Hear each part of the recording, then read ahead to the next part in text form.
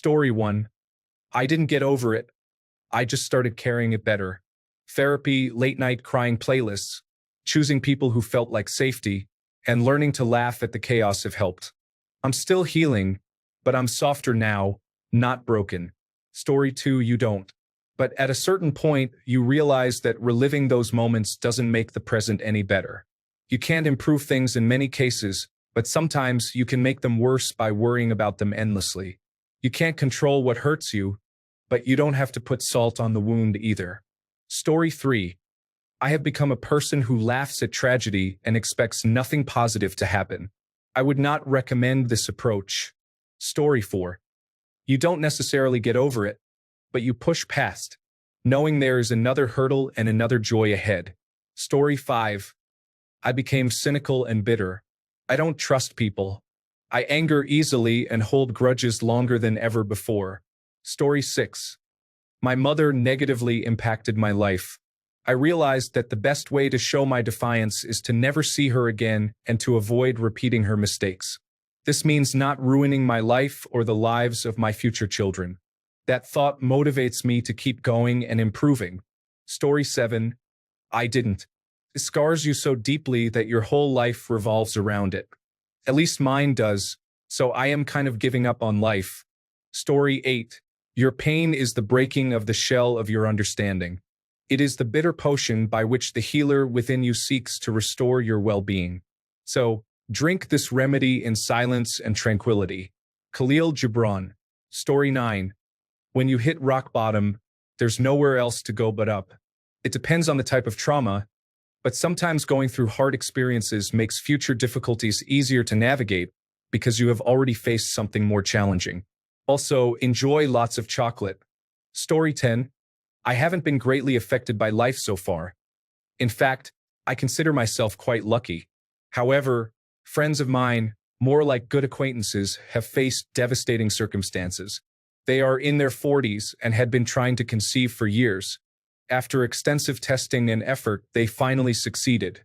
She was 42 at the time, and her pregnancy went well. They became parents to a beautiful and lively little girl. Our children played together on occasion and got along very well. After 4 years, their daughter began to complain of headaches. Initially, doctors found nothing wrong and advised them to drink more water. A couple of months later, she experienced severe pain again, prompting a visit to the doctor, who immediately referred them to the hospital. After further examination, they identified the issue, a brain tumor. They gave her 2 months to live, but tragically, she lasted only 2 days before losing her battle. She was just 5 years old. It was a very dark day, and I'm tearing up while writing this. Needless to say, her parents died that day as well. They are merely shells of their former selves. We are all here for them, supporting them as best we can.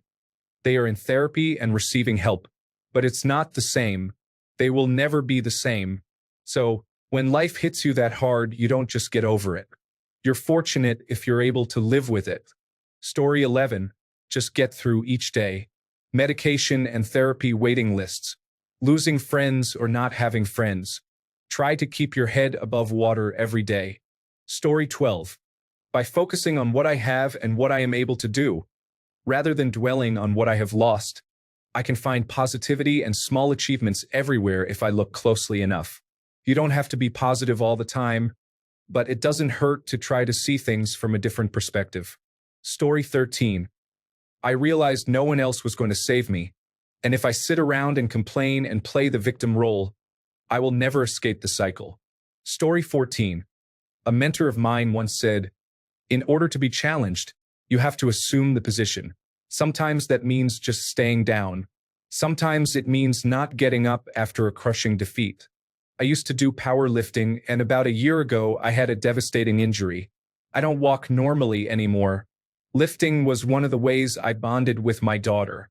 One day, she was overwhelmed by college and life, and I said, "It's like squatting, sweetie. When you've got 225 pounds on your shoulders and you're sitting on the ground, you don't think about your next 2 sets. You only think, stand up.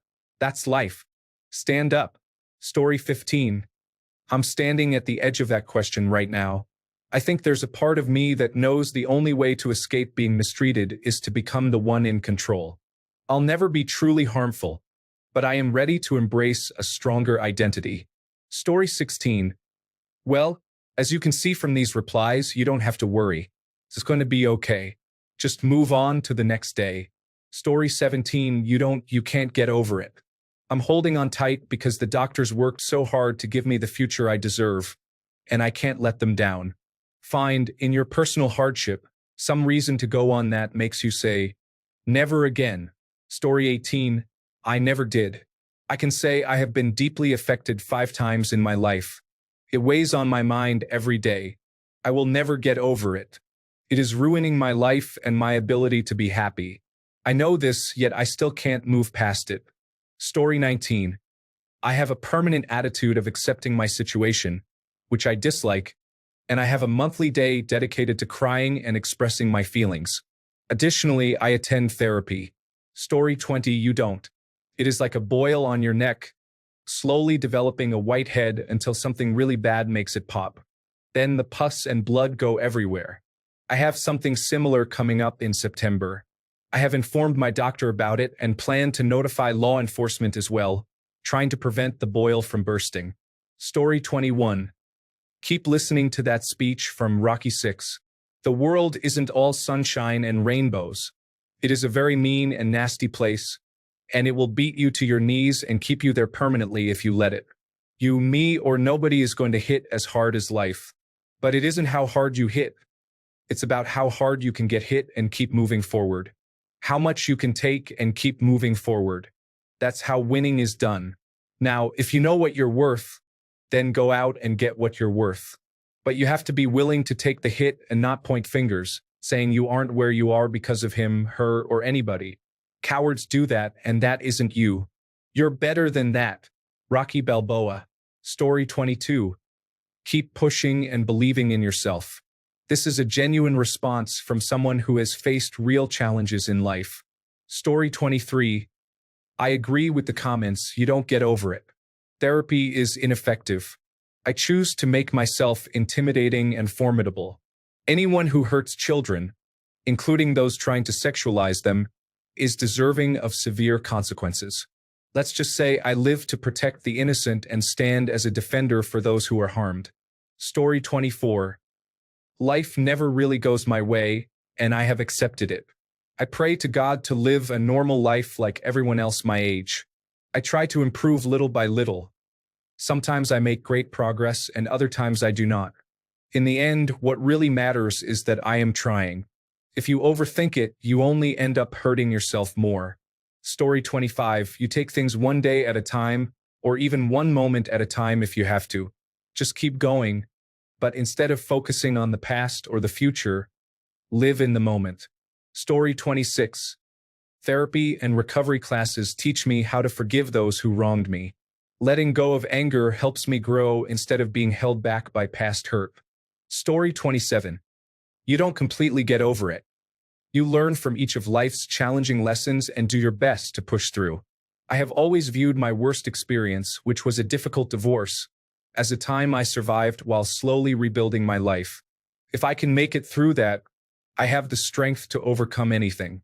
But trust me when I say, life never lets up with the challenges.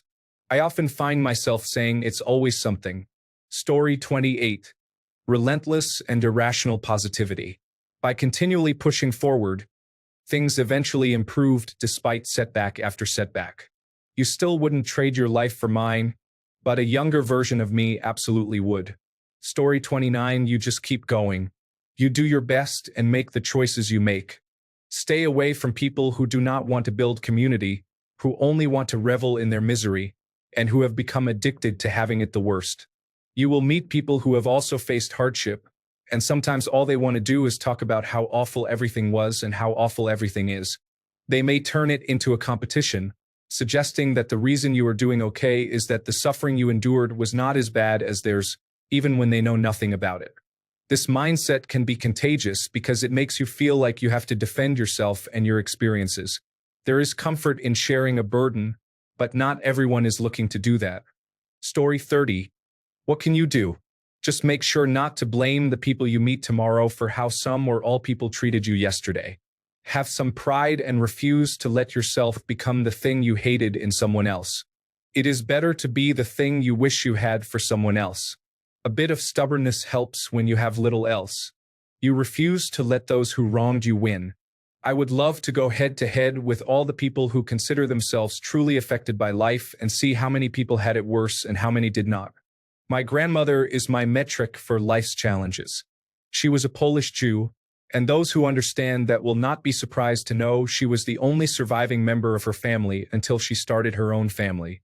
I only got to meet her a few times because her daughter, my mother, loathed her and everyone else she derived joy from punishing. However, by all other accounts, she was a kind person who found a way to embrace the good she could find without being a slave to the pain she could not avoid. It is also good to remember that even when your suffering is overwhelming, it is possible for human beings to endure and thrive after suffering you cannot even imagine. If they can do it, you can do it. You do not choose the cards you are dealt, but you can choose how you play them. You can either be someone who cannot conquer the pain of receiving the wrong gift or someone who can conquer the pain of losing every person and every place they have ever known before living as a refugee in Cuba because the United States would not take you until 7 years later.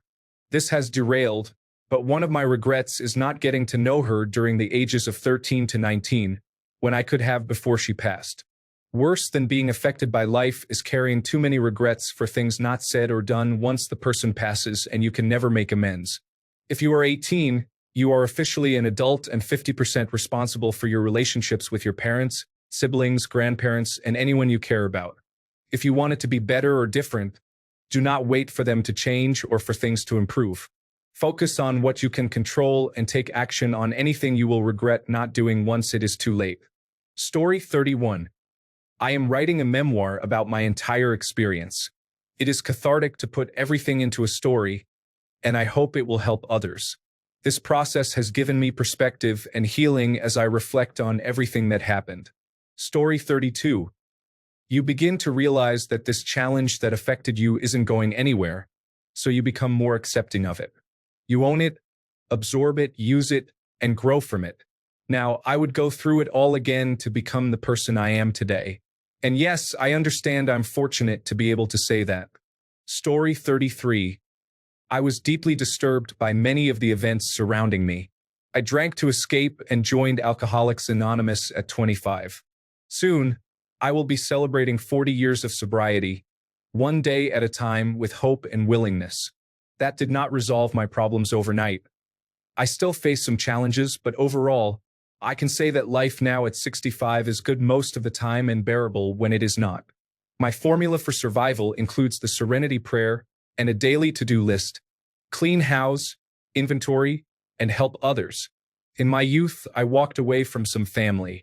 I needed to do it, and though they are no longer in my life, I do feel a slight regret, but it was necessary. One legacy of my struggles is that the people I try to help often do not want my assistance, yet I continue to try. Finding a free and accessible support network, such as Alcoholics Anonymous meetings, has been absolutely crucial for this lifelong journey. Good luck. Story 34. Nobody ever really does. I've just learned to cope better and treat people better than I would like to be treated, because you never know what someone's day is like. I found that kindness helps. Story 35. Often you don't.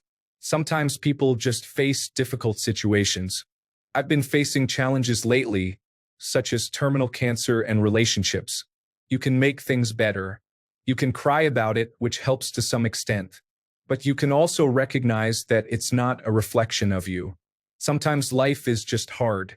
The best advice I have is to separate yourself from what life is doing to you. Story 36. No matter how bad things get, there are some things that are really enjoyable. 1. All-you-can-eat buffets. 2. Whiskey. 3. Adult entertainment. I'm sure there are more, but I didn't need to go beyond that. Story 37. You can overcome it by being grateful for what you learned about yourself and life during that time, and use it for your future self. However, it is a long healing process and does not happen easily. If it is impossible to heal on your own, consider seeking therapy. Story 38. Get over it? Well, you distance yourself from it and find somewhere peaceful and quiet. Then you carefully select the people you have around. They won't be perfect, but at least their flaws are more tolerable. Story 39. I was abused and possibly tortured for 16 years and now have post-traumatic stress disorder. I only escaped because my mother helped me run away, and I now live my best life with her. Things are incredibly hard, but I wouldn't be here if I didn't have my mother. Story 40. I think you don't truly get over it, at least not in the way people may expect. Some people do, but most of us will probably continue to experience situations we feel are negative. It's likely a matter of perspective. One person's awful reality may be another person's paradise, and vice versa. You may see something as having a negative impact on you, but that same situation may have benefited someone else. Like everything in life that happens often, you will eventually adapt. You may struggle with love and feel like it has repeatedly let you down. You aren't necessarily getting over it if you keep engaging in the same patterns, are you? It's a complicated issue to consider, and definitely a matter of perspective. When you believe you've faced the worst of something, you tend to look forward to experiencing the best of it as well. So therein lies the challenge. You continue to have expectations, and reality is never far behind those expectations. Story 41. It depends, really. Sometimes you just have to find the enjoyment in those experiences to continue. For instance, my cancer brought my family and me closer to each other, and I love that. Story 42. At this point, I am trying to build positive energy for reincarnation, if that is a concept, and doing my best to improve my life and get by. I don't think I will ever be satisfied with this life, no matter how well things go, so I am preparing to receive better opportunities in the next one. Story 43. You learn to cope, but sometimes that can disrupt your week. It's about being mindful every day. It's about apologizing after a trigger when you know you were wrong. Even after trauma therapy, you learn to just cope. I also used to have a problematic drinking habit. I believed that men didn't have feelings because the men I was raised around didn't show them. I am older and married now, but I did not want to get married as a young person. Experiences can really affect you. Story 44. I have yet to find peace. Life ensures that every little thing feels like a struggle. I am tired and exhausted, needing a mental break. With so many responsibilities and people relying on me, I have no choice but to keep pushing forward. My mental health suffers each day, and yet I feel powerless to change it. Story 45. Knowing that those who wronged you are facing consequences is a satisfying thought. Karma can be a beautiful thing. Story 46.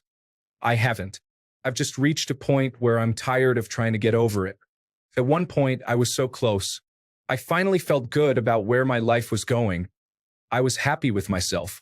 Then life delivered one final blow, so I'm just admitting defeat now. Story 47. I remember why I feel depressed when someone always has it worse.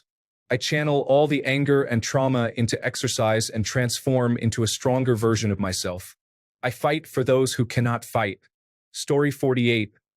Honestly, I get depressed for at least 2 days each week. It's just not that simple. I deceive myself and manipulate my thoughts so I can overcome it and continue being happy. That's it. Story 49. Everyone faces challenges eventually, except those who pass away early before experiencing difficulties. Once you have children, they become the priority, and any issues related to their well-being seem minor to me. Story 50.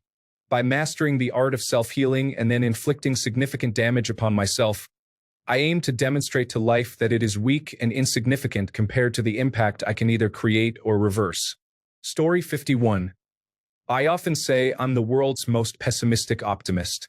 I always hope for the best but ultimately expect the worst.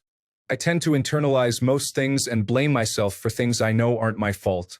I guess you learn to survive. Not giving up is a choice I have to make often. A healthy dose of sarcasm and cynicism always helps with coping. Cheers. Story 52. It takes time and a little practice. Regaining your life and balance is mainly about establishing a routine and maintaining focus while consistently making progress. It requires a mindset before you begin to notice improvements and ultimately move forward. based on the changes that come from acting as if you have never faced difficulties. Story 53. Things that most people get upset about do not elicit a strong reaction from me. Painful experiences affect me much less.